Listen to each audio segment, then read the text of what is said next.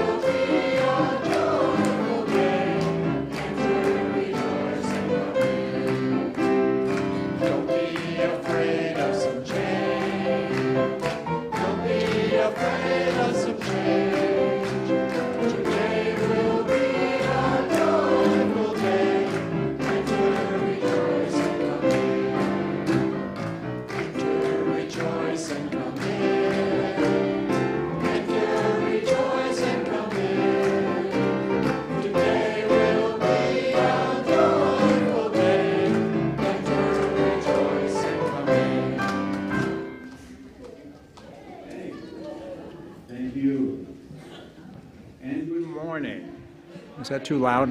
I think that's okay. I'm Rick Sandler. I am a member of the worship committee of this church, and as some of you know, we're responsible for the service when our minister is not in the pulpit. We especially want to welcome our visitors both on campus and our live stream, and we invite our visitors to participate in any of our events. We welcome you and hope that you will learn more about Unitarian Universalism. We invite you to consider registering on our virtual guest book, where you can find via a link on our homepage some information at uusrq.org on the banner at the top that would be marked Welcome Visitors, which you can see behind me.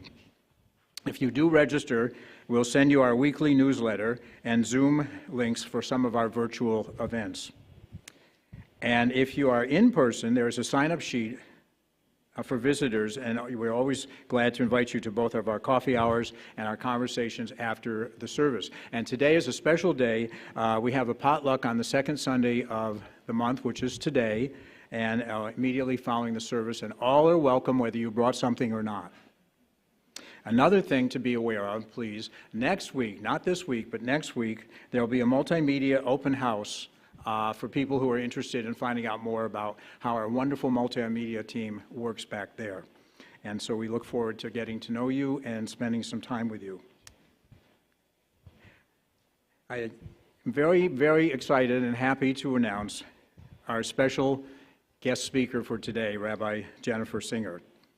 Rabbi Singer has lived in Sarasota for more than 25 years. She has worked as a Jewish fundraiser for many years before being called to become a rabbi. She served Sarasota's congregation Kol HaNeshama for the years 2008 to 2022, upon which time she retired, but not for long.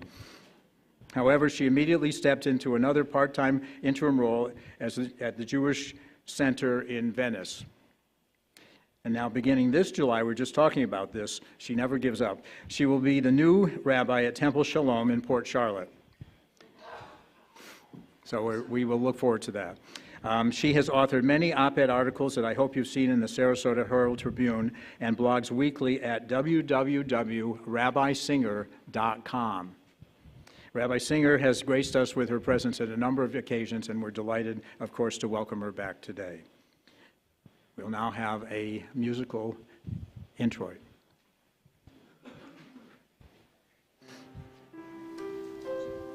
Every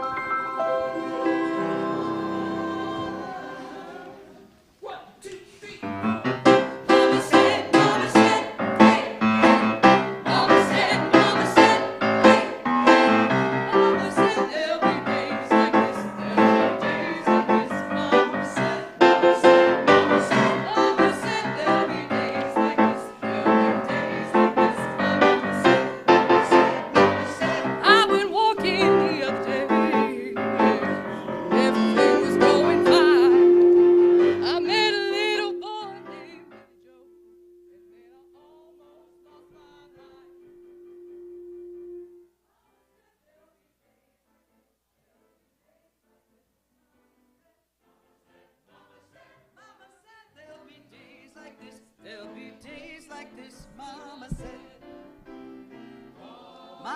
were wide open, but all that I could see, the chapel bells were tolling for everyone but me. But I don't worry, 'cause Mama said there'll be days like this, there'll be days like this. Mama said, Mama said, Mama said, Mama said there'll be days like this, there'll be days like this. Mama said.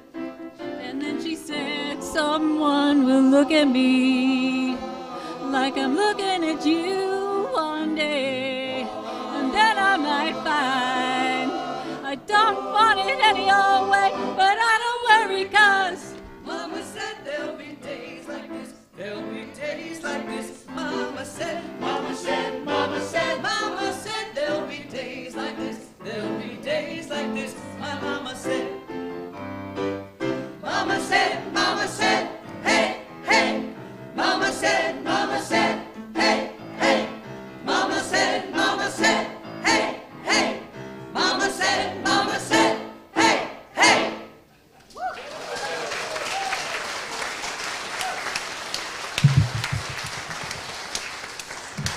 Wow. Thank you. You don't often hear that in church. But we felt it was appropriate for today. Thank you all.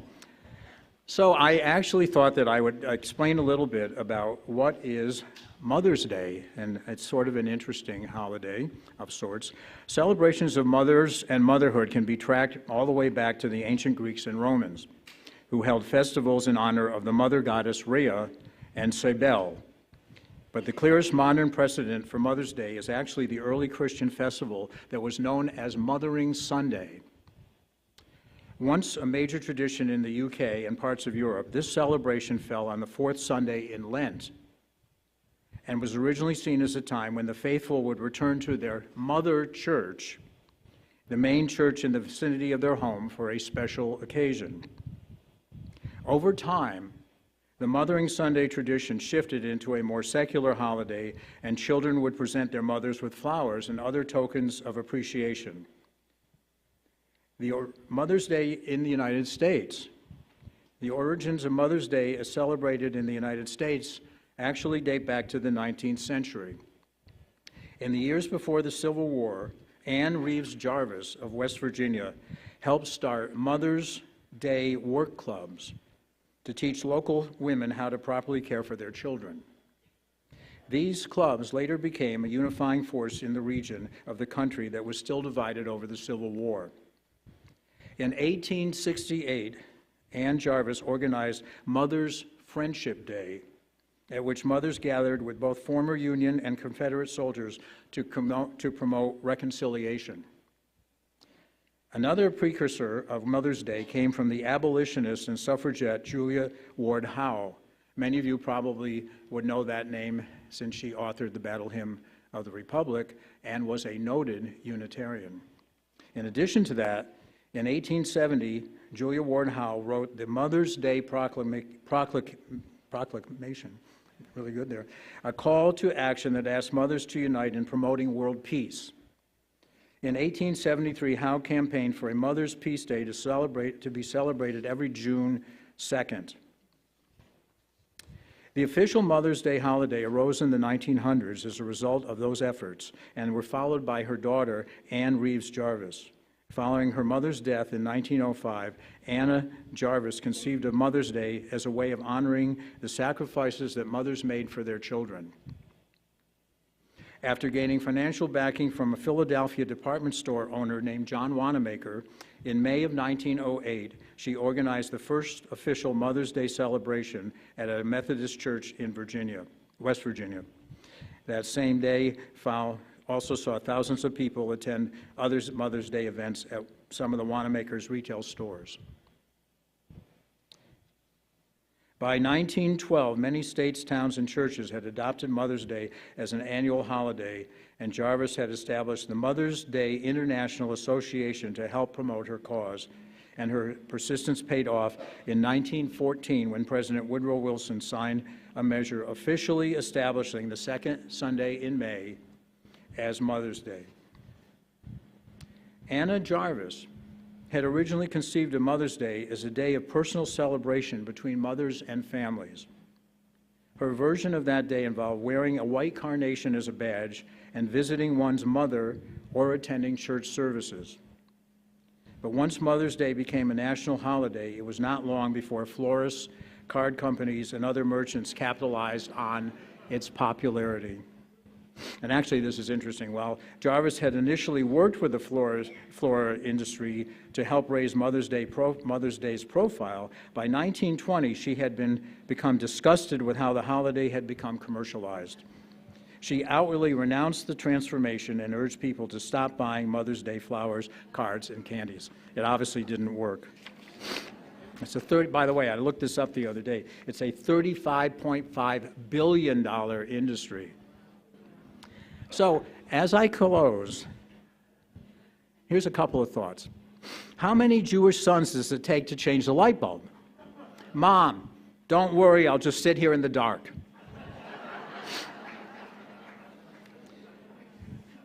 So I was sound asleep not long ago when the telephone jarred me awake. Hi, it was my mother. She proceeded to rattle on and on about the busy day she had ahead and all the things that awaited her for the rest of the week. Mom, it's 5 o'clock in the morning. Really, what are you doing up so early? Anyway, I hope we all have a wonderful Mother's Day, and we'll be learning a lot more about it from our wonderful speakers, so I look forward to that. Meanwhile, Chalice Lighting. Where are you? There we go. Okay. Ready? Okay. I'm going to ask you to join me as we light this chalice, a symbol of Unitarian Universalism. Please join me in affirming our second principle, which is both printed in your order of service and will be displayed on the screen behind me. Please say, justice, equity, and compassion in human relations. And now I'd like to introduce Catherine Bonner and our Time for All Ages.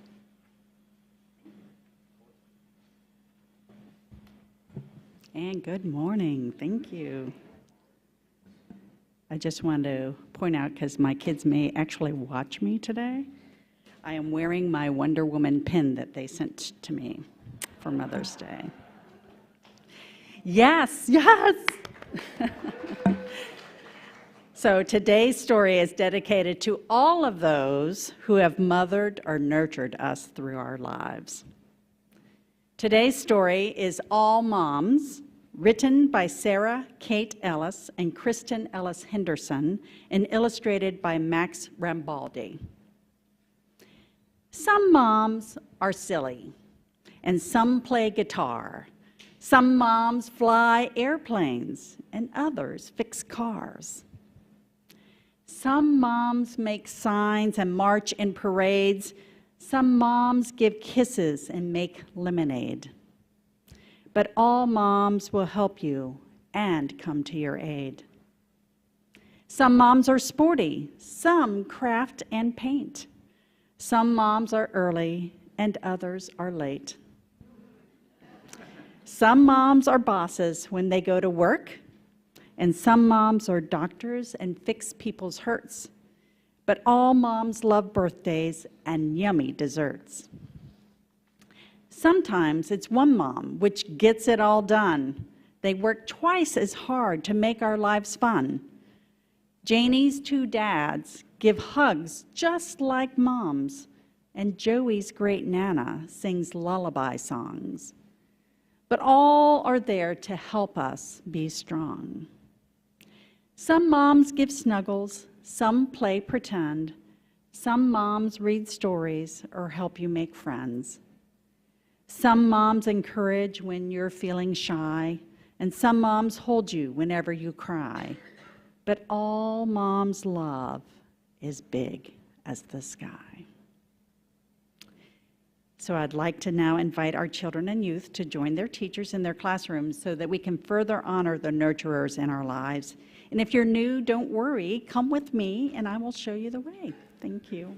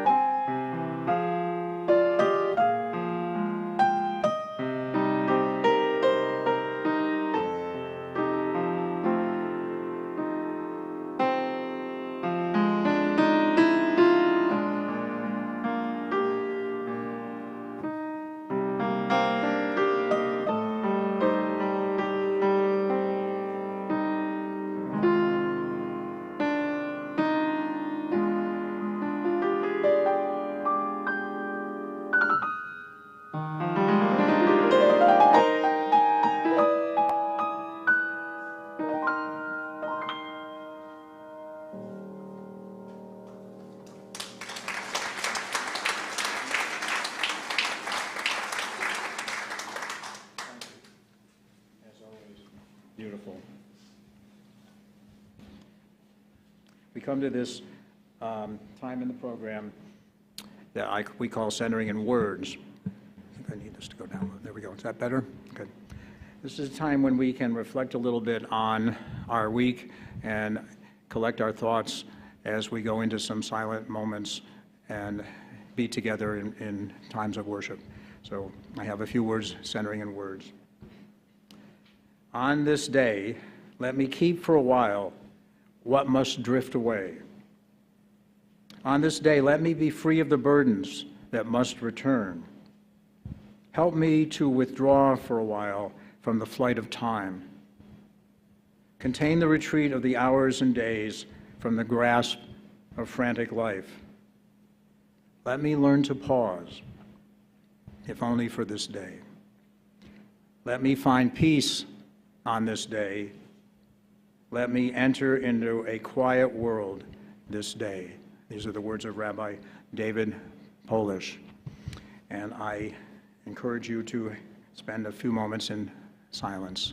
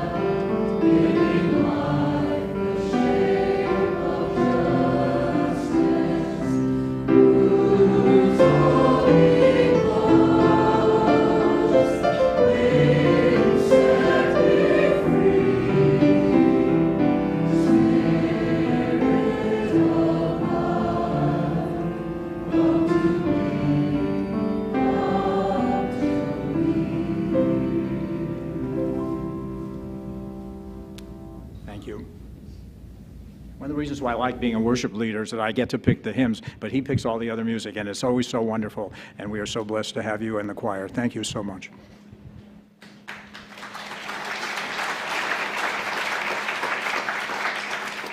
We come to that part of our program where we ask you to contribute. Let there be an offering to sustain and strengthen this place, which is sacred to so many of us. Please be as generous as you can. For those of you who are online or those here and on your cell phone, there is a link to donate in the description of the YouTube video or on our website, right under the description for today's service. And we encourage you to do one of the above. Let this sacred time begin.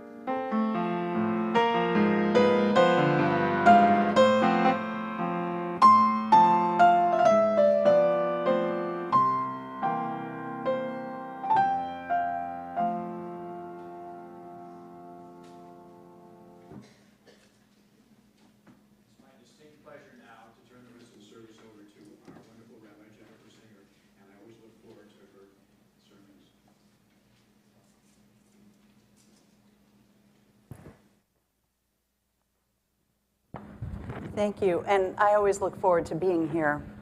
But we didn't coordinate, so we're going to be a little bit of overlap. It's Mother's Day. Moms get soaps and lotions, lots of cards, sometimes things like vacuum cleaners. Over the past week, you could walk into the grocery store, the convenience store, even the gas station, and find flowers for sale. But why? As Rick told us, it began a long time ago, but here in the States, it began in the 19th century, fostered by a women's peace group that wanted to establish anti-war holidays. And this was one of the holidays that they promulgated. It's told that a common early activity was meetings of mothers whose sons had fought in the Civil War, regardless of which side they fought for. In 1868, Ann Jarvis organized a committee to establish a Mother's Friendship Day to reunite families that had been divided during the Civil War. Her goal was, yes, to honor mothers, but also to better the lives of others. Over the following decades, there were lots of other efforts to establish a day to recognize the work of mothers, especially their work to promote peace. We've forgotten those roots of the holiday, I think, to our detriment. What was important then was the efforts of mothers to make the world a better place for all. Nowadays, it's simply being a mother, a grandmother, a beloved aunt, a wonderful nurturing figure in somebody's life. Aside from being divorced from the noble goal of ending war, Mother's Day is fraught with issues for people who didn't know their mother, or who were abandoned or abused by her. It's hard for women who never became mothers, especially those who wanted to. It's hard for women who have lost a child to an untimely death from disease or drugs or accident. It's hard for people who loved their mother and outlived her, as most of us here have done. It's lonely when you have no one to celebrate and no one to celebrate you. It's terrible when it serves as a reminder of painful memories best left in the past. I think, because I'm a rabbi, that an antidote to these issues is offered by the Torah, the Hebrew Bible. Especially relevant is the part that's read this weekend in synagogues around the world. A side note, Jews read the entire 5 books of Moses every year, then we start again the next fall, on the same schedule. So wherever in the world you go on any given Sabbath, you'll hear them reading and discussing the same passages. This weekend, we read the Holiness Code, chapter 19 of Leviticus. It begins with a simple yet startling declaration. God says to Moses, "Speak to the whole community and say to them, 'You shall be holy, for I, your God, am holy.'" Okay, God is holy. That makes sense to me. I'm not even sure it needed saying because honestly, that's kind of God's area of expertise. But us, how are we supposed to manage that? And then, and this is why I love this chapter so much, it goes on to tell us how to do it. We can become holy by treating each other with kindness and fairness, empathy and sympathy. It has nothing to do with God or believing in God or prayer. It's about how we behave to one another. The Holiness Code teaches us that we become holy by participating in the human community, by treating each other justly. This is mind-boggling. Holiness comes from our actions. That is what defines and elevates us, not our beliefs. There are many beautiful and meaningful commandments in this chapter, which kind of repeats some of the 10 Commandments. Just a few. Respect your parents, keep the Sabbath, don't worship idols, like money or fame. Leave the corners of your fields. Don't pick your vineyard bare or gather the fallen fruit from your trees, but leave them for the poor and the stranger. Don't steal. Don't deal falsely with one another. Don't defraud each other. Don't keep your employees' wages from them, but pay them in a timely manner. Don't render an unfair decision when judging people. Do not favor the poor or show deference to the rich. And one of my absolute favorites, you shall not insult the deaf or place a stumbling block before the blind, which I'll be happy to discuss later. It's multivalent, but it has implications for much more than simply our relationships with deaf and blind people, but also with people who are not willing to listen or to learn or to see from another perspective. And then there's the big one. Love your neighbor as yourself. Ahavta lerocha kamocha. 3 words. Love your neighbor as yourself. And just to make sure we got the message, it's repeated a few verses later. Quote, when strangers reside with you in your land, you shall not wrong them. The strangers who reside with you shall be to you as your citizens. You shall love each one as yourself, for you were strangers in the land of Egypt. How is this possible, to love someone else as yourself? And who exactly is my neighbor? Do I have to include the people down the street from my house who deal drugs from their home? Do I have to include the homeless man who lives in the woods nearby, won't accept help, and uses the street as his bathroom at night?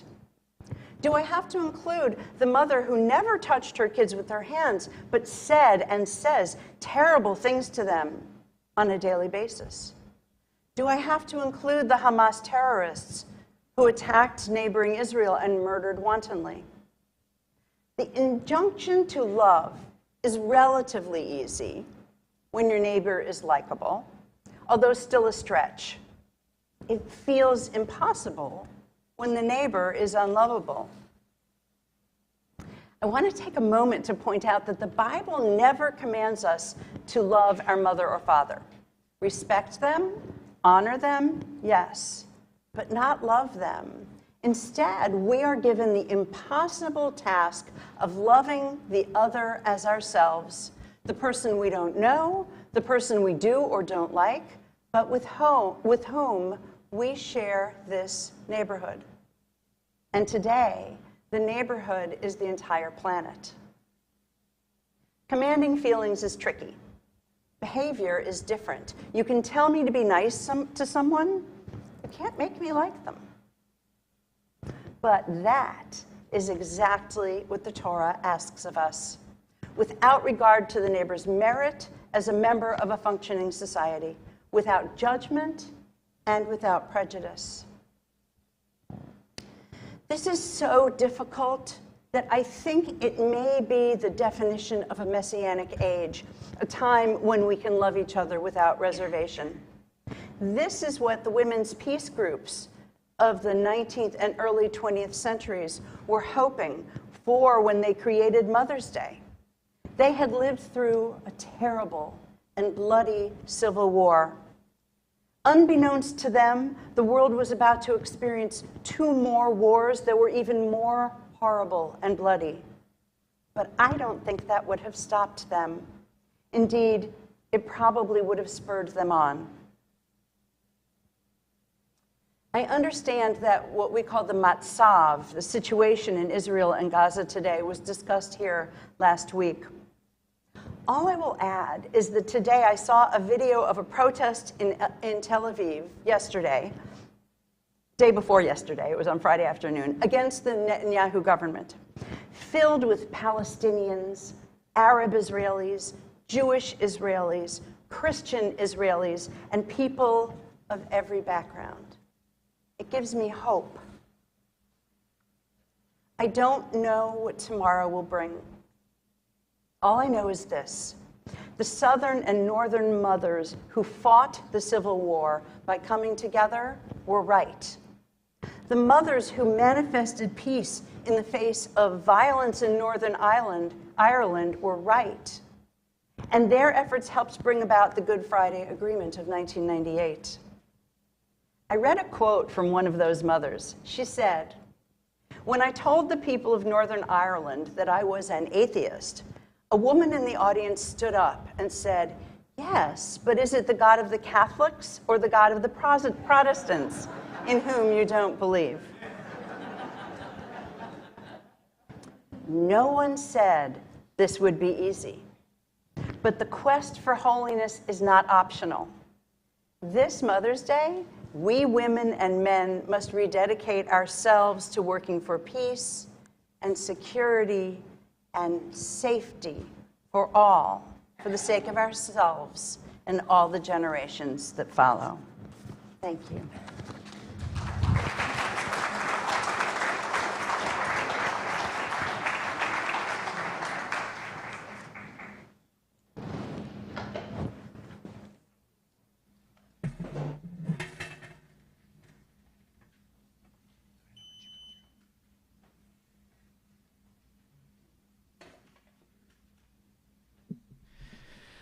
I chose this song for Mother's Day specifically. I think it's a beautiful piece. It's been in the library for a while because it's a Robert Louis Stevenson poem, and it's really just a beautiful description of life, comparing life to sort of going throughout a day. But it's done from a female perspective. It's talking about the girls, and so it's not meant to be necessarily a theological statement by us. It's just really a statement of us caring. And it's very nostalgic and sort of representing this beautiful story of life from a female perspective.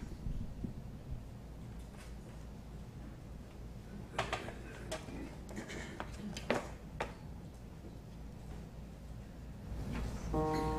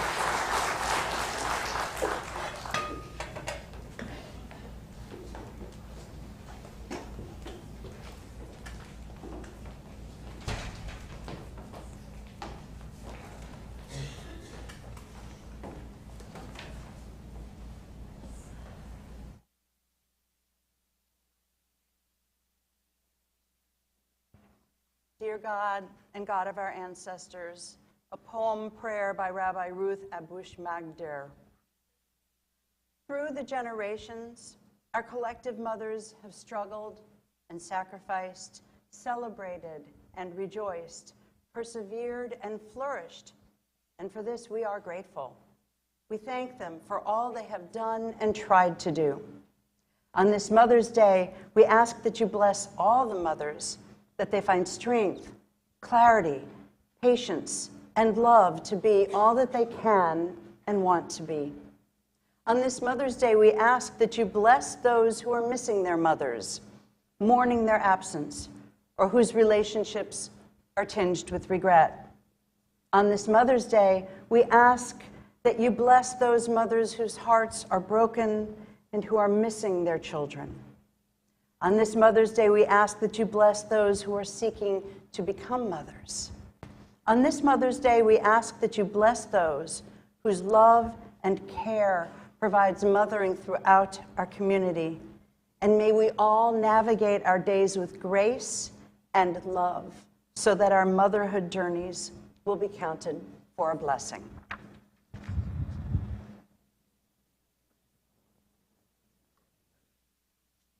Our closing hymn is Gather the Spirit. Thank you.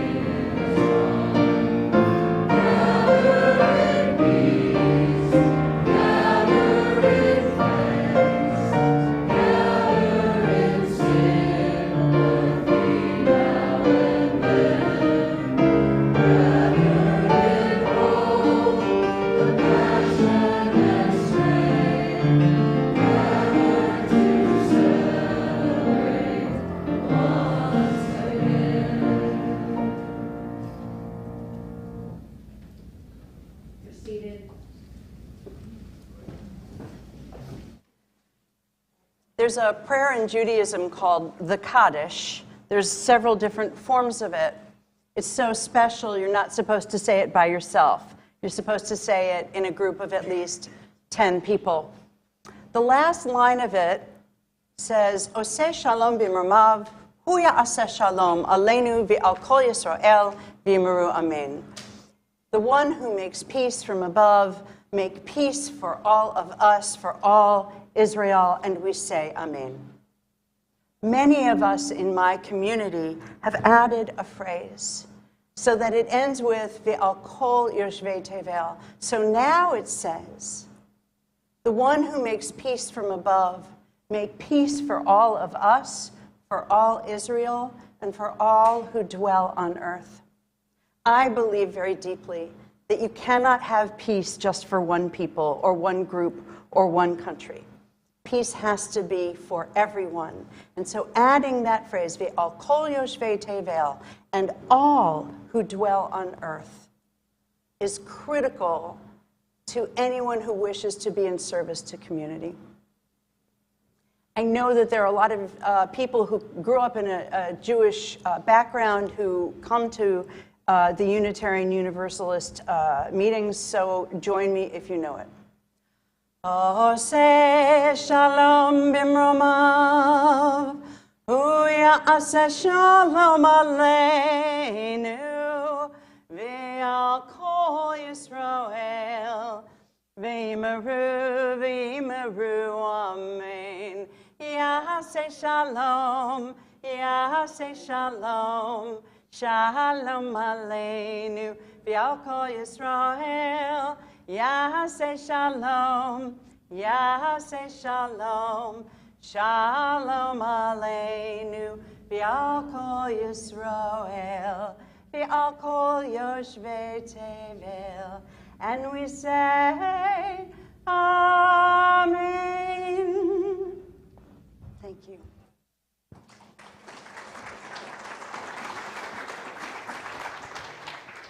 I want to thank Rabbi Singer for joining us again today. We always look forward to her presence and her words, which were especially meaningful. And I thank you all for being a part of it. Rabbi Singer will be available to talk to you for a few moments afterwards as we close this service by extinguishing the chalice. We extinguish this flame, but not the light of truth, the warmth of community, or the fire of commitment. These we carry in our heart until we are together again. Go in peace.